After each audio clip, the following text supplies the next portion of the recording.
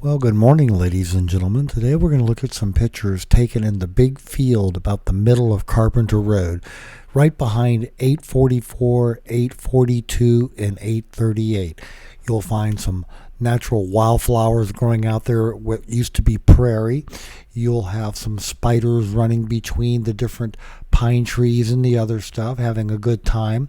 And that first goose you just saw there, he is of a European variety, and we call him Toulouse because he's a French variety. But anyway, he has an angel wing deficiency, so he can't fly, but he lives here on this road, and he's been here for, wow, 11, 12 years now.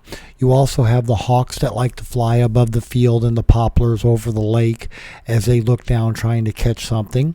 And then we have a bunch of pine trees that were planted by the owners when they built their houses back in the 70s, and they've come up as a shield. And then you have a bunch of maples and some other stuff along the back of the houses that are also part of the old fence rows from before there was a field there. And then, of course, with the lumber that we collected for our fireplace every year, we had a lot of wood right there at the beginning of the field, and we had a lot of visiting cats that would come and hunt in that area. And this was one of our neighbors' cats that would come. We would occasionally put out food for the visiting animals, as well as we would talk to them and see what they were up to.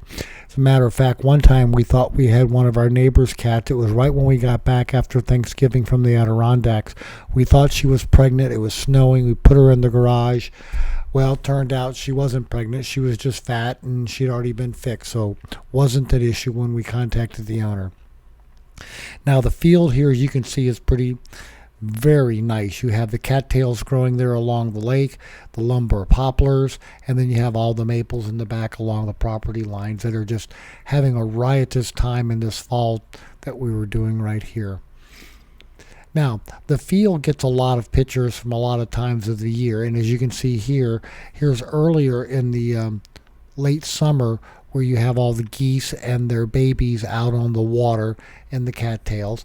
They also walk all day long through the grass in the field, just nibbling away and noshing out and teaching the babies what's good to eat, what's not good to eat. Now, as you can see here, some of the lumbar poplars are facing the disease that's just knocking them down, and so they're slowly disappearing from the driveway back to the Benjamin and the Sparks property. But as you can see here, more pictures of the cattails are running rampant. And again, the lake is a little over an acre. There is one willow, there's a well, there's an overflow and a barrier, and there's the water pickup for the houses. And as you can see here, here's some of the color going on with the trees along the property line on the southern side of the field. And then some of the wood that we get has been rotting, as you can see, and of course it's got some wonderful fungi growing on it. So we took some pictures of this yellow and orange monstrosity growing around this basically 5-foot diameter roundel that was coming out of a tree. This particular one came from the Fisher property as they were doing the property. Now, during the midsummer, as you see here, you'll have the geese raising their babies, and they come walking through the grass. As I say, some of the neighboring cats do come to try to predate on the babies, but I must say that mom and dad gooses are really good about defending their babies. Now I'm going to let you look at some pictures of the baby geese going through the tall grass of mom and dad around all the the wood that we have to cut up into roundels to split to put in our wood stove back in the day. And then I'll pick you up on the other side when we're done looking at the geese and the little goslings. Let me aside right here and say that for that lake right there, it is a migratory lake on the navigation plan of the geese that do come in and stay here during the summer and then fly out during the winter to someplace more southern climb. But anyway, that's why that lake is there, and with this nice field, that's why we get all the geese that come through that area. Just wanted to mention that.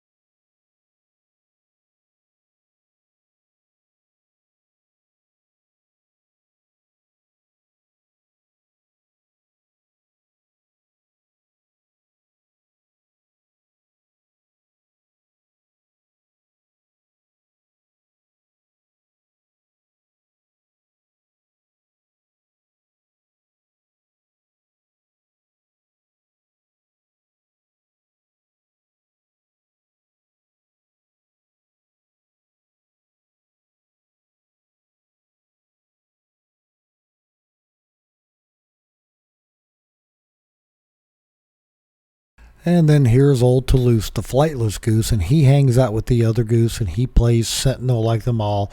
But as you can see, we had a big container of cracked corn and stuff like that for feeding the geese, and he would come and visit. And that is some of the stacked and drying wood from Carpenter Road sawmill that used to run on Carpenter Road. But anyway, here's the European goose named Toulouse. Some people call him Pate, just having some fun with humor there. But here he is in the backyard, and he's coming for some of the cracked corn that we have in that broken planter bottom shell. So anyway, ladies and gentlemen, that's a little look at a different goose in the yard, and he runs all over the field. They will cross the road and go into other people's property. He does not do it on his own. He always travels with the clan of the other migratory geese. And as you can see here, the field is kind of large. There's the firewood getting ready to be processed for winter out in the field, and then that way when the spring comes, there's no wood left in the field. It's all been stacked and racked for the next 2 years of burning in the wood stove, so that we're burning really dry wood. And then here you can see the condition of the grass and all out in the field. And that was a picture of a maple leaf that had gone by there.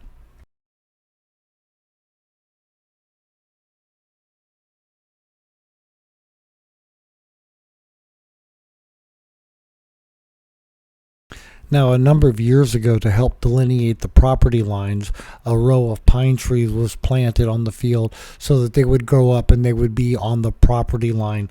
A few have gone away, and they've planted a few more. But again, that's one way of marking the property lines out in the field here on Carpenter Road. Now, here's a good close-up for you of the dying lumbar poplars.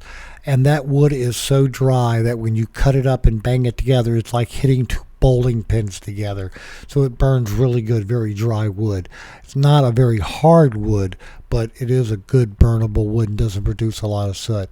And then here you can see all the trees are losing their leaves now that winter is in stay on the field. So this is what it looks like when the darkening colors of winter come in.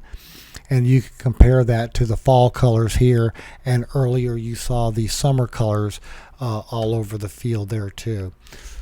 Then again, you will find the fungi growing around the wood and on the ground, and there was a wide variety of them that we have, and we have a video on the channel that shows all the fungi we saw at the time, and every one of them was different from the ones that we're showing right here. And again, this is on maple wood and ash wood that we came in, and that maple, what you saw right there, was a 200-year-old maple from up at the Fisher property that they took down. And then as you can see here, with the wood like that and the summer colors and all the trees, it's a good time for the geese and their goslings to come and get nice fresh grass and whatever else that they munch on during the day, and then go out and leave the remains on the driveway to cause a little bit of skidding if you try to take a curve too fast on the slick driveway. So stay tuned and enjoy some more pictures of the babies.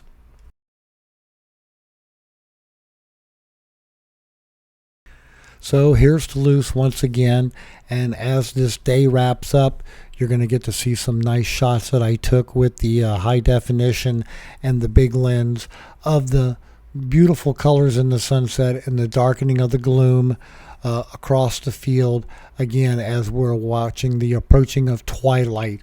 But we still have some good color in the sky in all the different varieties. And then we're going to go ahead and look at two close-ups right here of the close-up. Again, this is on the field in mid-range on Carpenter Road.